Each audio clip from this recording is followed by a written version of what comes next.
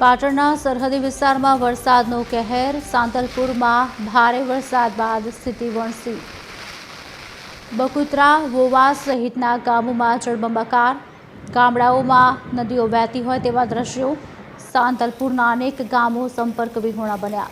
રણકાંઠાના વિસ્તારોમાં ભારે વરસાદથી પૂર જેવી સ્થિતિ।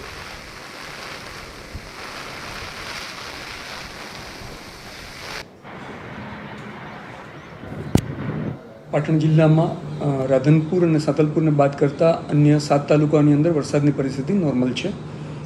સાંતલપુરની અંદર અને રાધનપુરમાં વરસાદનું પ્રમાણ વધારે છે અને અત્યારે પણ વરસાદ ચાલુ છે। અમારી તમામ ટીમો કાર્યરત છે, બધા જ અધિકારીઓ રેડ એલર્ટ ઉપર છે અને સાંતલપુરના ગામોની અંદર જ્યાં જ્યાં બચાવ કામગીરી કરવાની જરૂરિયાત હતી ત્યાંથી લોકોને લગભગ 21 જેટલા લોકોને ત્યાંથી બચાવવામાં આવેલા છે। અન્ય 2 ગામોએ પણ અત્યારે વોવા અને બકુત્રા ખાતે પણ બચાવ કામગીરી પ્રગતિમાં છે। પાટણ જિલ્લામાં 2 દિવસથી અવિરત વરસાદ, સતત વરસાદને લઈને ખેડૂતોની હાલત દયનીય। ખેતરોમાં પાણી ભરાતા ખેડૂતોને મોટા નુકસાનની ભીતિ। કપાસ, એરંડા, બાજરો સહિતના પાકમાં પાણી ભરાયા।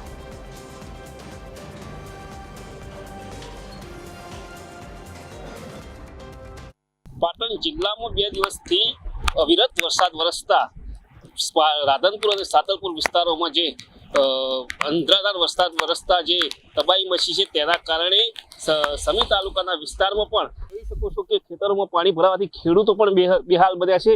જેમનો જે પાક વાવેલો હતો તે સદંતર નિષ્ફળ જવા પામ્યો છે। તો ક્યાંક જુવાર, બાજરા, કપાસ જેવા જે વાવેતર હતું તેમનું વાવેતર નિષ્ફળ જઈ રહ્યું છે। તેના કારણે ખૂબ ખેડૂતો બેહાલ બન્યા છે અને ચિંતિત પણ બન્યા છે। તમે જોઈ શકો છો આ દ્રશ્યમાં કે કેવા પાણી ભરાયા છે, તેના કારણે ખેડૂતો ખૂબ અત્યારે ચિંતાતુર બન્યા છે। તેમજ આના માટે સરકાર કોઈ આગોતરું આયોજન કરે તેવી પણ ખેડૂતોની માંગ છે। મારી TV13 ગુજરાતી પાટણ। પાટણ જિલ્લામાં છેલ્લા 2 દિવસથી અનરાધાર વરસાદે તારાજી સર્જી। રાધનપુર, સાંતલપુર, સમી, પાટણ સહિતના તાલુકામાં અવિરત વરસાદથી જળબંબાકારની પરિસ્થિતિ। ભારે વરસાદના કારણે સાંતલપુર અને રાધનપુરના અનેક ગામડાઓમાં તારાજી। ખાસ કરીને સરહદી વિસ્તારમાં વરસાદનો કહેર જોવા મળ્યો, જેમાં સાંતલપુરના વોવા, બકુત્રા, દાતાત્રણા, રણમલપુરા સહિતના ગામો બેટમાં ફેરવાયા। ગામડાઓમાં રીતસરની નદીઓ વહેતી હોય તેવા દ્રશ્યો જોવા મળ્યા। સાંતલપુરના અનેક ગામો સંપર્ક વિહોણા બન્યા। રણકાંઠાના વિસ્તારોમાં ભારે વરસાદથી પૂર જેવી સ્થિતિ સર્જાઈ। નીચાણવાળા વિસ્તારમાં પાણી ફરી વળતા જનજીવન ઠપ્પ થઈ ગયું। અનેક ઘરોમાં પાણી ઘૂસી જતા રેસ્ક્યુની કામગીરી હાથ ધરાઈ।